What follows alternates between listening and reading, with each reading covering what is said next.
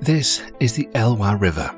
It's short, mountain-fed, and runs straight from the Olympic Mountains into the Pacific Ocean. Every year, close to 400,000 salmon return here from the ocean. Salmon brought the ocean's nutrients, energy, and matter, feeding bears, birds, forests, and the soil itself. Today, almost nothing of that remains. For nearly a century, the river was broken. It took 20 years of debate and an act of Congress to move forward with a project that had no precedent. In this video, we look at the largest river restoration effort in US history and the unexpected outcomes that changed how we understand ecosystems today. In the early 20th century, the city of Port Angeles on the Olympic Peninsula was undergoing rapid development. Sawmills were built, pulp and paper operations came online. Later, a major pulp mill operated by Rayonier was established. These industries required a stable and inexpensive supply of electricity. Hydropower appeared to be the ideal solution. The river was close at hand, its flow was steady, and the drop in elevation was sufficient. In 1913, the first dam, Elwha Dam, was completed, height 105 feet. In 1927, a second structure was built, the Glynns Canyon Dam, height 210 feet, nearly twice as tall as the first. Neither dam included fish passage facilities, not a single route for salmon. More than 90% of the historic spawning habitat was cut off. The upstream migration route disappeared. From the outside, everything appeared normal. But the system was no longer functioning. Below the dams, the riverbed turned into bare cobble, large, tightly packed stones with no loose gravel between them. Salmon could no longer physically lay their eggs. By 2011, fewer than 4,000 salmon were returning to the river, a decline of more than 99% from historic levels. Salmon carried the ocean inland, not metaphorically, biochemically. They returned from saltwater with marine-derived nitrogen and phosphorus in their tissues. It was the physical transfer of matter across ecosystem boundaries. Bears caught the fish. They dragged the carcasses into the forest. The remains decomposed, nutrients entered the soil. The evidence is measurable. Scientists have identified marine nitrogen in the annual growth rings of trees in wood formed dozens of meters from the water's edge. Salmon connected two systems that were not meant to be directly linked. When they disappeared, the nitrogen pump shut down. The effect is visible in a small bird. The American dipper is the only songbird in North America that routinely dives underwater. When salmon declined, the food base diminished. Bird numbers fell. The river still looked like a river, but it functioned like an empty water pipe. Flow remained. The life cycle did not. For nearly a century, the dams stood as part of the landscape. They became part of the economy, part of everyday reality. And then a radical idea emerged. Let's get rid of the dams altogether. The project was debated for decades. Environmentalists warned of systemic degradation.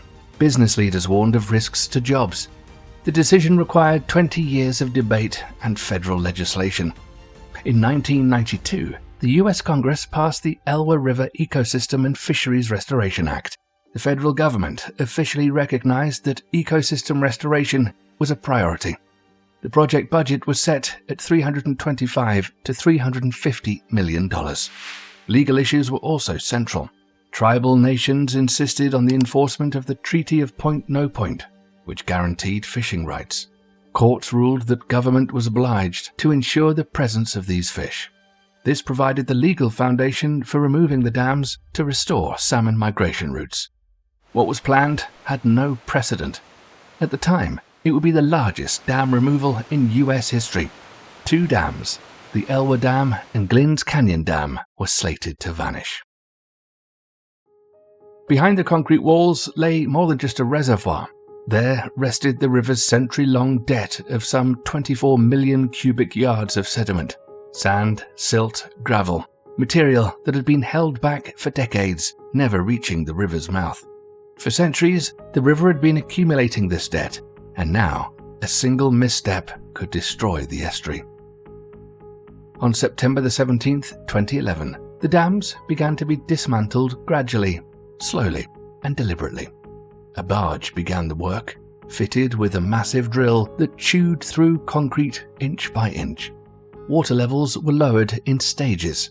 Sediment was released in controlled pulses in small amounts.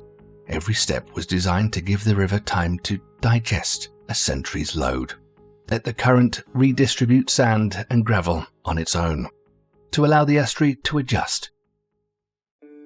And then the moment came. The dams were gone.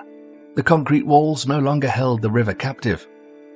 Water flowed freely from the Olympic Mountains straight to the sea. During decades of impoundment, it had accumulated millions of tons of sediment, and now these millions began their great journey downstream. The water carried sand, gravel, and silt material that had once shaped its natural bed. Sediments reached the estuary, building it up and expanding it. Sand and gravel bars appeared along the shore for the first time in a century, creating ideal zones for salmon to spawn. The deposits formed an estuary roughly 20 hectares in size. The new gravel bars became magnets for young fish because these are exactly the kinds of areas where eggs and fry thrive. Salmon began moving upstream almost immediately after water levels dropped. All of this happened without human design.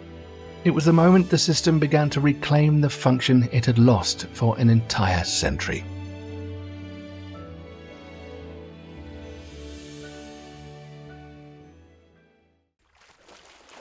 Once the river was whole again, life began moving through the chain. Salmon started returning upstream. Coho fry numbers rose from 0 to 32,000 in 2014, while steelhead salmon increased by up to 300% between 2013 and 2015. Chinook reds, where salmon lay eggs, grew to 350% of previous counts. With every fish came nutrients, nitrogen, phosphorus, and organic matter. These fed the soil, the forest, insects, birds, and mammals. A visible, tangible chain reaction emerged. The American dipper, the small diving bird, became an emblem of restoration. After the salmon returned, it raised 2 broods instead of 1. Ocean-derived fatty acids were again detectable in the bird's blood, a direct trace of the sea within the forest ecosystem. It was clear evidence that the connection between the river and the ocean had been restored. Other populations recovered as well. Juvenile fish were once again available to feed birds and small mammals. Bears and eagles returned to fishing in their traditional spots. Every element of the ecosystem responded to the presence of salmon. What began as the movement of sediment and the formation of gravel bars became a full cascade of life. A system broken nearly a century ago was working once more. The dams were built quickly, delivering cheap electricity. The natural system broke down slowly over nearly a century. Restoration took 20 years, political will, and millions in investment. But nature didn't need new technology. It only needed one step: remove the barrier. The Elwha River became a rare case where society hit undo. After Elwha, dam removal was no longer a radical idea. It became a feasible policy. Today, thousands of obsolete dams have been removed across the United States. Yet, acknowledging the mistake for the first time was harder than building another project. And still, the river lives again. A reminder that if nature is given a chance, it can reclaim what was lost.